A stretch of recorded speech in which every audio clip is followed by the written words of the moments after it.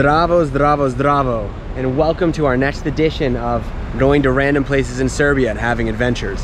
I'm in a city called Sremska Mitrovica. We're here at this very Yugoslav bus station, and we're here for a very particular reason.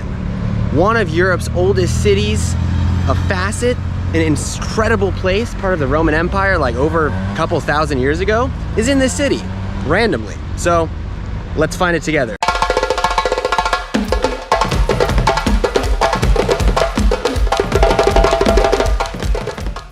So first things first, we got to find the center of town where these archaeological sites are. But I wanted to show you right here in the center of this area between the railway station and the bus station is a nice monument to the World War II fighters of Yugoslavia and of course the people from Sremska Mitrovica, 1945. We have the communist star up top there. It's a very common thing to find in these socialist states. You can find them all over the Soviet Union and also here in Yugoslavia, although I haven't seen nearly as many here. Let's go to the city center. I'm walking now to the old town, and this is really the cutest, cleanest, smallest little Serbian town that I think I've been to. You guys can see that they have this one main street, all of these very traditional kind of Serbian or Balkan style houses, one story. We've got a bakery, and it's all taken pretty good care of comparative to what I've seen in other places. It's a little bit better managed here.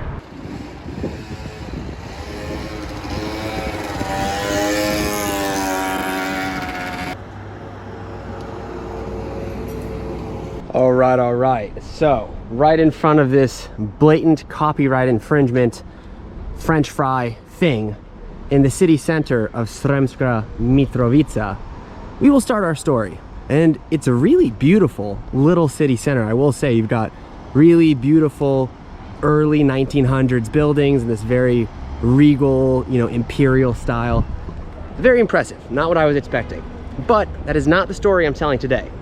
The story I'm telling today is about Sirmium, one of the 4 ancient capitals, one of the grandiose cities of the Roman Empire. So, our story starts about 65 BCE. This area, of course, was not Yugoslav, it was not Serbian, it was not anything like this. There were no post offices in the brutalist style, but instead, there was a grandiose city, one of the most important cities of the Roman Empire. It started out as a like a pre-Christian Roman Empire city, a city of the gods, a city set on the Sava River, and a city that was named for its namesake, the Sava, being that Sirmium, I guess in Latin, apparently means flood, or on the flood plains or something. So it was a good location for defense because of the river, a good location to build a city because all of European cities at that time were built on rivers, so they could have water, so they could irrigate, do agriculture, and of course survive the long summers and cold winters. Now this city was not just any other Roman city. We know it was important, we know it was a capital, but apparently this city was lavish, it was world renowned. It was a city that people from all over the region talked about as a hub of trade, as a hub of exchange, and it became notable for its massive hippodrome, for its imperial palace, and for being a residence of many Roman emperors. So the significance of this city, I think, really can't be fully understood by just visiting this city without knowing a little bit about the Roman Empire. So the Roman Empire, especially as it sprawled out, controlling more and more land to the east, to the north, to the west of Italy, did something called a tetrarchy, which is basically they decided that they would give basically autonomous regions emperors, and then the emperors would report back to the main emperor in Rome. So one of those emperors lived here, and what we're seeing now, what you're seeing in the video, is the imperial palace, which was a lavishly built, very large palace which hosted emperors, members of the court, members of the Senate, and all of those good things about the Roman Empire. The really interesting part about the Roman Empire and what you can find in the city is that it was built with technology really being in the forefront. So it's said that they had a system for heating the palace, because in the winter, of course, it gets quite cold here in Serbia. So they had a underground furnace system in which they basically had slaves burn wood from the nearby forests, basically winter round, to heat the palace from beneath, but kind of making the entire structure warm. They also had an aqueduct system to get fresh water to the imperial palace, as well as to the other bathhouses and the grand villas in this city. Sirmium was really the center of this part of the Roman Empire for nearly 600 years. And I was reading it had some of the greatest emperors of Rome come stay here for extended periods of time, including Marcus Aurelius, Diocletian, and more. I found this very nice pig. It looks like a wild boar, and a small dog named Pulin. This is Mongolica, which is a very famous type of pig, which you can find probably in this region, but I'm pretty sure you find it mostly in Hungary, as the Hungarians were also here and they brought these pigs. These pigs are well known for having the most delicious meat of any pig you can find in the world. One of the most significant parts of the story of this city, even more than the fact that it was the capital of the great Roman Empire, but it was also apparently the home to the first Christian church in mainland Europe in 39 AD in the Roman Empire.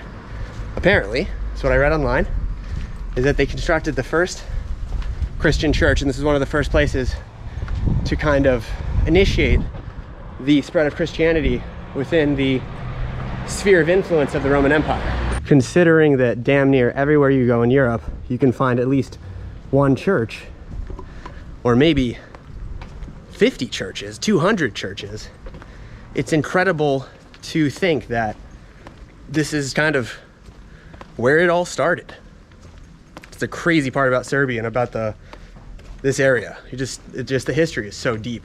The cool thing about walking around these streets in modern day country is that this city has been in the control of so many different peoples over so many different years.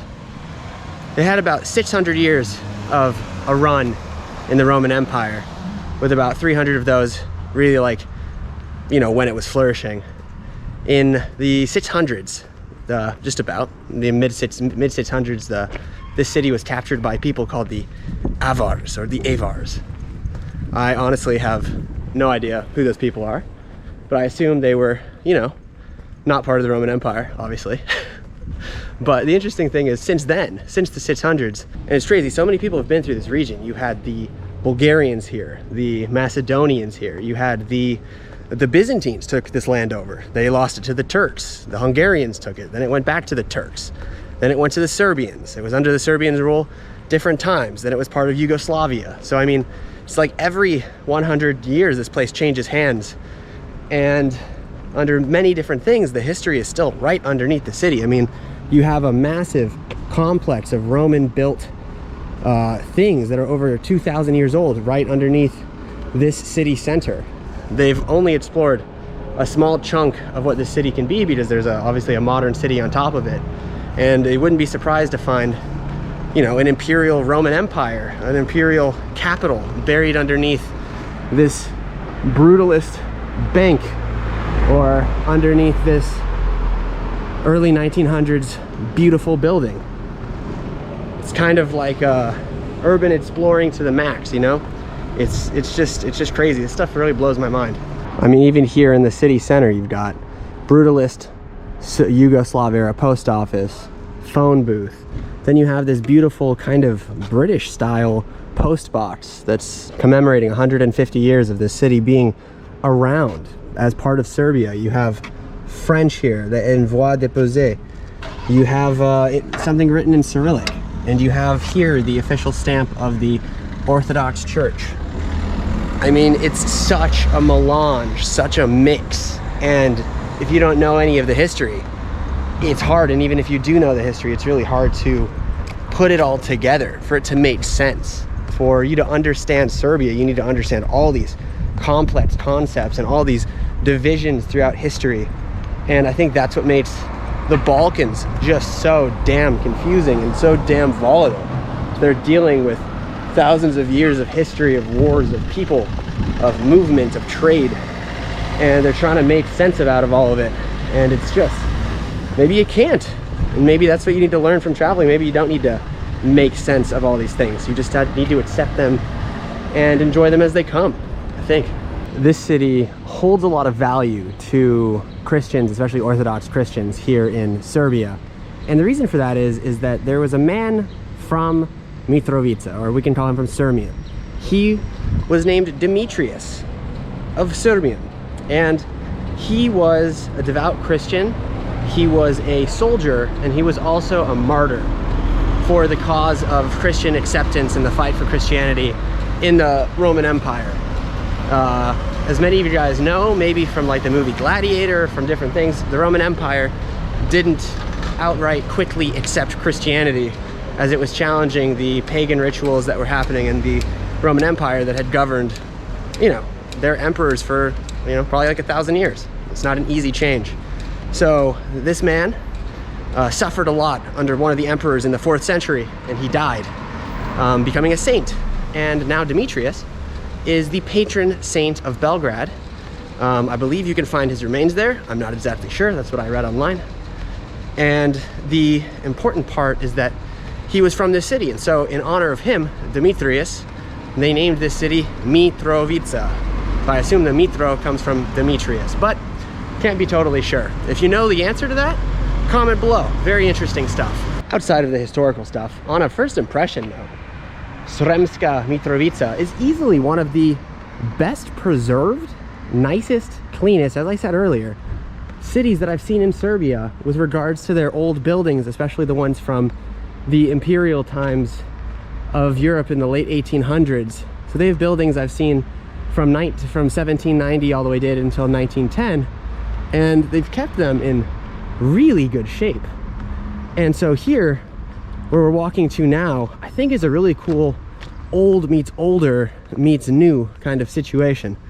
So right here, this is the Grand Villa where elites from the Roman Empire used to meet, used to chill, used to bathe, all that good stuff that they did in the Roman Empire in their togas. But then above it, overlooking it, is this really nice context of these kind of imperial classic style buildings. It's really interesting to think that different layers of history can be on top of each other at the same time, where you can sit and have a, you know, cappuccino here overlooking a place where 2,000 years ago the bigwigs of the Roman Empire were, you know, in cahoots, maybe planning their next invasion, planning defense against barbarians, planning the overthrow of the emperor. Who knows? But I like it. I always think it's like Game of Thrones type stuff. Crazy. So now we've walked about 10 more minutes and we've reached the banks of the Sava River, the namesake of Sirmium, and what made it so important. And what made it so important not just to the Romans, but to everyone who's been here. Got a nice modern suspension bridge. You've got little splavs here, little places where you can eat and drink on the water. I see a Orthodox church right there. Got this really nice imperial kind of old town leading there.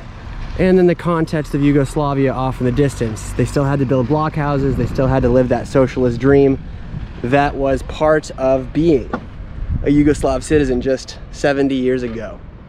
So I think that's going to do it for us here in Sremska Mitrovica. If I butchered the name, I'm sorry. If you like the video, you know, think about tossing it a like, you know, subscribing if you like these travel videos. I'm just trying to keep it real out here, trying to show you guys the history as it is, you know, and it's so special. And this is why you gotta travel. This is why I travel, because I was looking online of where I could go the other day. This place popped up, and who knew I would be walking around one of the ancient capitals of the Roman Empire, situated here just about an hour and 10 minutes outside of Belgrade. All right, guys, thank you for watching. Hvala vam, and see you on the next one. Živeli, brate.